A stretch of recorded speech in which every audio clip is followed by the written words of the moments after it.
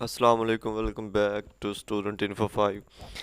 आज इंग्लिश 201 का जो लेक्चर नंबर 5 है, 5 है लेक्चर नंबर, वो हम डिस्कस करेंगे इस लेक्चर में। ठीक है, अगर आप चैनल पर न्यू हैं तो चैनल को सब्सक्राइब कर दें और बेल आइकन को दबा दें ताकि आने वाली वीडियोस आपको मिलती रहे। तो वीडियो स्टार्ट करते हैं। लेक्चर 5 को जो हेडिंग है इफ़ेक्टिव कम्युनिकेशन, यानी वो कम्युनिकेशन जो दूसरे शख्स को मुतासर कर दे, इफ़ेक्ट कर दे। ठीक है, और इसके जो डिफाइनिंग ऑब्जेक्ट्स है, यानी जो आपका ऑब्जेक्ट है उसको डिफाइन किस तरह करना है। ठीक है, इसमें दो चीज़ें हैं, एक एक्सप्लिसिट पर्पज़ है और दूसरा इम्प्लिसिट पर्पज़ है। ठीक है, इस एक्सप्लिसिट पर्पसेस में चार चीज़ें होती हैं। एक होता है प्रोवाइड इंफॉर्मेशन, यानी इंफॉर्मेशन पहुंचाना, उस गिव इंस्ट्रक्शन देना, और परस्यूट द रीडर को परस्यूट करना, एंड इनएक्ट और प्रोहिबिट समथिंग, कोई चीज़ रोकना, किसी चीज़ से रोकना। ठीक है, ये सब इसमें शामिल है। ठीक है, उसके बाद जो इम्प्लिसिट पर्पसेस है, इसमें क्या है, टू इस्टेब्लिश रिलेशनशिप, यानी जो रीडर है उसके साथ रिलेशनशिप कायम करना, to create trust and establish credibility.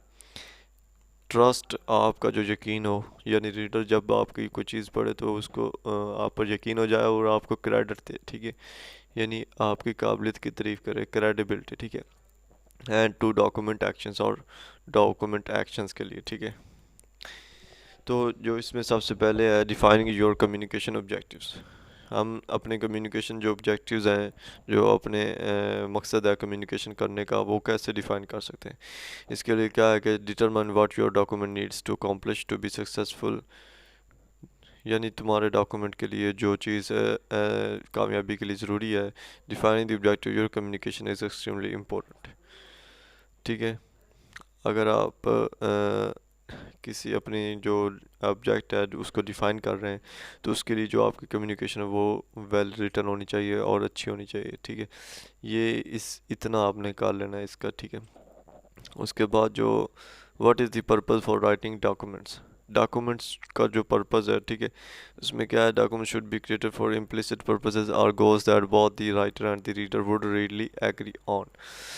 यानी डॉक्यूमेंट वो चीज़ होती है एक्सप्लेन करने के लिए, पर्पसेस या अपने जो गोल्स होते हैं वो एक्सप्लेन करने के लिए, जिसमें राइटर जो लिखने वाला, रीडर, वो दोनों इस पर एग्री हो। ठीक है, उससे मुतफक हो। ठीक है, although there are many explicit for creating a scientific और technical document, there are four general.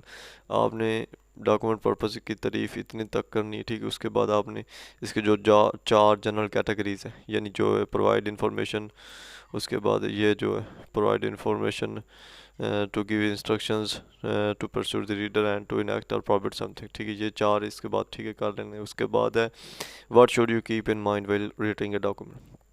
आपको डॉक्यूमेंट राइट करते वक्त किन किन चीज़ों को माइंड में रखना है। उसके लिए क्या है, make the explicit purpose clear at the beginning of your document in an abstract and executive summary introduction, all of these sometimes a formal statement of objective is called for। यानी आपने जो सबसे पहले आपका जो ऑब्जेक्टिव है जो आप एक्सप्लेन करना चाहते हैं उनके साथ, वो सबसे पहले आपने क्या करना है, अपने डॉक्यूमेंट के बिगिनिंग यानी शुरुआत में आपने रख देना। ठीक है, और इंट्रोडक्शन और ऑल ऑफ दीज। ठीक है, ये सब कुछ पहले रखना है ताकि जब रीडर आपके पढ़े तो वो मजबूर हो जाए आगे पढ़ने के लिए फर्दर मोर। ठीक है, तो इसमें आपने जो है वो इतना इधर से करना है। ठीक है, उसके बाद क्या है कि आप identify person agency contract requiring authorising the document और रिसर्च, यानी आपको पर्सन को और उस जो एजेंसी जिसको आप डॉक्यूमेंट भेज रहे हैं, पहले आपको उस पर थोड़ी सी रिसर्च करनी चाहिए कि वो किस तरह के हैं। ठीक है, अगर वो थोड़े से सख्त माइंड होंगे तो आपको थोड़ा सी ज़्यादा मेहनत करनी पड़ेगी अपने राइटिंग पर, जबकि अगर वो थोड़े से कम मैल हुए तो आपकी राइटिंग फिर भी चल सकती है। ठीक है, तो अमॉन्ग दी मोस्ट, यहाँ से आप शुरू करना है, among the most common of these goes to establish relationship, to create trust and credibility, to document actions. यानी इन चार जो चीज़ें, इनके लिए आप अपने गोल्स को इस्टेब्लिश करने के लिए यानी क्या कर सकते हैं, रिलेशनशिप कायम हो सकता है, और क्रिएट ट्रस्ट आपका कायम होगा जैसे कि ऊपर भी बताया, क्रेडिबिलिटी होगी। ठीक है, और डॉक्यूमेंट एक्शन जो आप लेना चाहते हैं, ठीक है, वो होंगे। ठीक है, उसके बाद यह what does explicit purposes means, ये एक्सप्लिसिट पर्पस का क्या मतलब, एक्सप्लिसिट एक्सप्लेनेशन का तो आपको पता होगा, एक्सप्लेनेशन से ही एक्सप्लिसिट पर्पस निकला, ठीक है।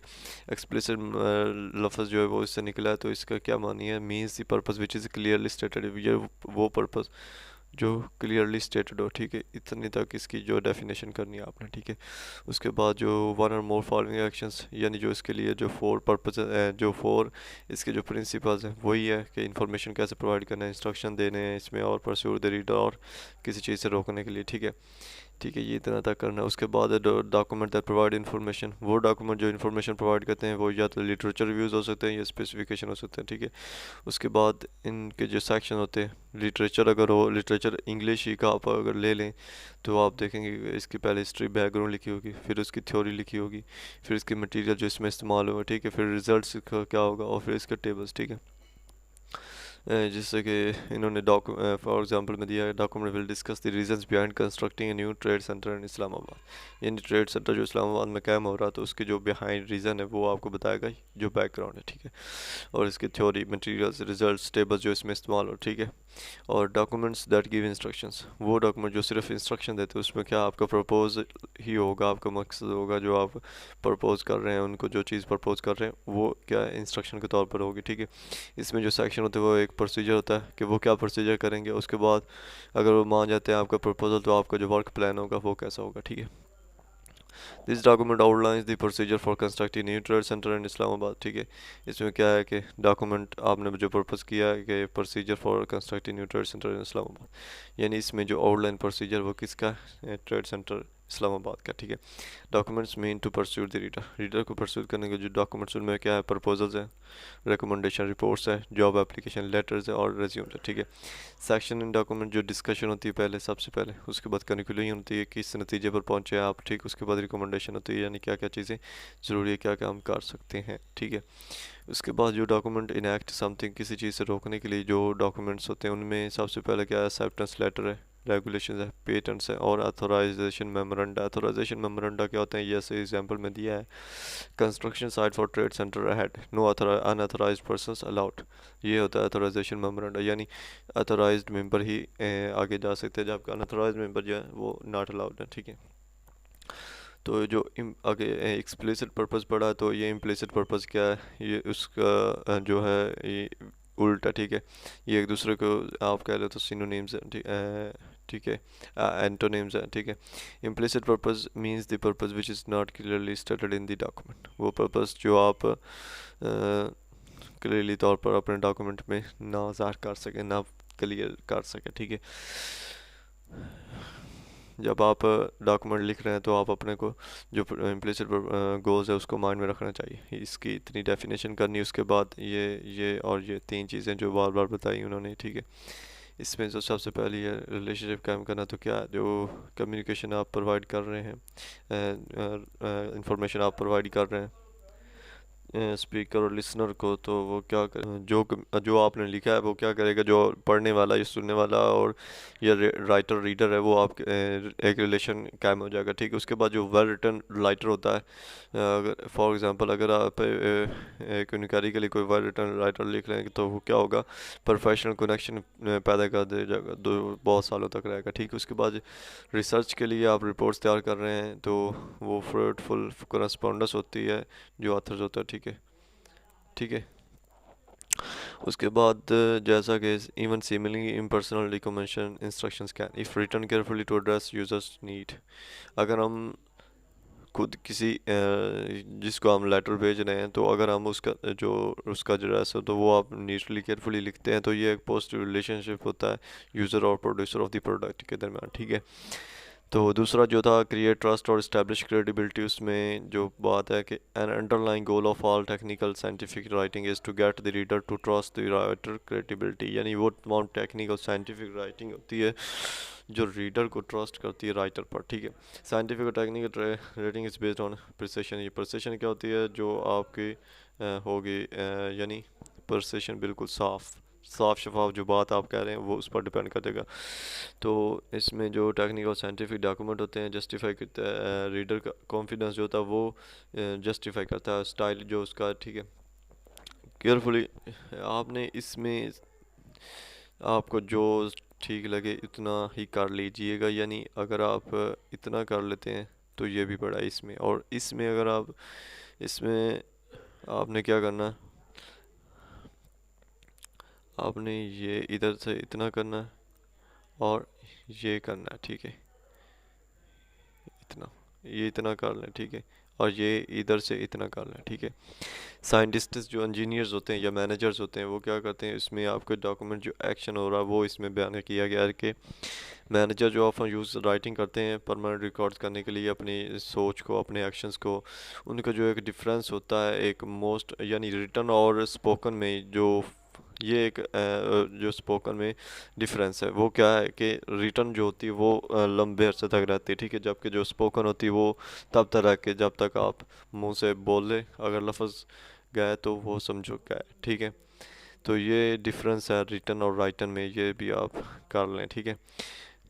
उसके बाद क्या है कि इसलिए ये कहते हैं कि टेक्निकल कम्युनिकेशन जो है मोर इफेक्टिव है दैन रिटन डाउन, ठीक है, which is written down. And make important observation suggestion objections in writing, यानी अपनी राइटिंग में इंपॉर्टेंट जो ऑब्जर्वेशन आपको सजेशन ऑब्जेक्शन लग रहे हैं वो आप करें और कम्युनिकेट करें इंपॉर्टेंट जो टास्क एंड डेडलाइंस है डॉक्यूमेंट में, such as a project plan, ठीक है, वो प्रोजेक्ट प्लान के तौर पर अपने जो इंपॉर्टेंट टास्क और डेडलाइंस है वो इसमें करें। और उसके बाद जो है आपने ये जो स्टेटमेंट ऑफ ऑब्जेक्टिव है यानी अपनी ऑब्जेक्टिव का जो स्टेटमेंट है वो सबसे बेहतर होना चाहिए, ठीक है। State your document objective at the beginning में, शुरू में अपने स्टेट जो ऑब्जेक्टिव है आपके स्टेटमेंट का वो आप दें, ठीक है। And will alert them it is important, उन्हें कोई ऐसी चीज़ बताएं, यानी वो बहुत बिजी पीपल होते हैं, उन्हें वो स्टेटमेंट दें जिससे वो अलर्ट हो जाएं और वो रीड करने के लिए मजबूर हो जाएं, ठीक है। तो इसके लिए आप क्या वार्निंग सेंटेंस दे सकते हैं या मेमोरेंडम दे सकते हैं एट यानी उन्होंने यहाँ पर उन्होंने दिया कि हाइड्रो इलेक्ट्रिक पावर का जो स्टेशन नंबर 3 है वो एक्सप्लोजन हो सकता है इंजीनियर के पॉइंट ऑफ व्यू से। तो अगर ये बात वो देखेंगे तो वो बहुत हैरान होंगे और आगे पढ़ने के लिए मजबूर हो जाएंगे, ठीक है। ये इस तरह क्लीन लफ्ज़ों में उन्होंने लिख दिया, ठीक है। How do actually go about defining your objectives, अपनी ऑब्जेक्टिव्स को डिफाइनिंग करने के लिए कैसे जाना चाहिए। यहाँ पर अली की मिसाल दी है कि उसका जो फर्स्ट से ग्रेजुएट होकर अभी जूनियर सॉफ्टवेयर इंजीनियर बना है आदम सॉफ्ट में, तो उसके बॉस जो है वो ड्रॉप डबाया हो गया और asked him that to vice president of Adam soft have asked Ali, यानी अली को अपनी रिपोर्ट दो जो प्रेसिडेंट है उनको दिखानी है, तो वो क्या करेगा, ही rights his objectives clearly precisely, clearly साफ शफाफ, प्रिसाइजली बिल्कुल साफ शफाफ, ठीक है, क्लियरली साफ साफ लिखेगा अपने ऑब्जेक्टिव्स ताकि वो उन्हें उसे गाइड कर सके उनको, ठीक है। तो ये इम्पोर्टेंट है, ये जो गाइडलाइंस है ये वाला है। From your communication, defining your objectives start by identifying the final results you want from your communication. Doing so well you help you remember that when you write you are performing an action for your desired result outcome, ठीक है। अगर आप जब define कर रहे हैं your objective तो आपको जो अपना फाइनल रिजल्ट है वो सबसे पहले आपको कम्युनिकेट करना है, क्या आप चाहते क्या है, उस आपका पर्पस क्या, ठीक है। या डिफाइनिंग पर्पस की बात हो रही तो ये पहले सबसे पहले आपने देना है कि आपका पर्पस क्या, ठीक है। और performing an action for your desired result, अगर आप ये आपको बहुत हेल्प करेगा, ठीक है। उसके बाद क्या है, ये जो है ये आपने इतना करना है, ठीक है।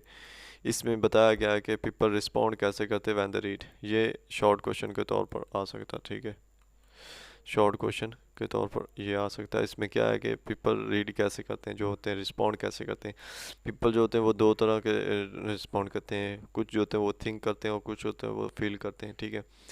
और अगर आप की जो चीज़ है उनको फोकस फोकस हो गया उन पर, आपको रियली अंडरस्टैंडिंग आ गई कम्युनिकेशन आपकी, तो वो क्या करेंगे आपके फेवरेबल हो जाएंगे और आपके सपोर्ट करेंगे, ठीक है। तो आज के लेक्चर इतना ही, वीडियो अच्छी लगे तो लाइक शेयर और सब्सक्राइब करें, और इंशाल्लाह आगे लेक्चर्स में जो रहते हैं लेक्चर्स वो भी आपको बताऊंगा, ठीक है। और हाईलाइटेड हैंडआउट्स भी अगर किसी को चाहिए तो कमेंट्स करें, ठीक है। शुक्रिया, अल्लाह हाफिज़।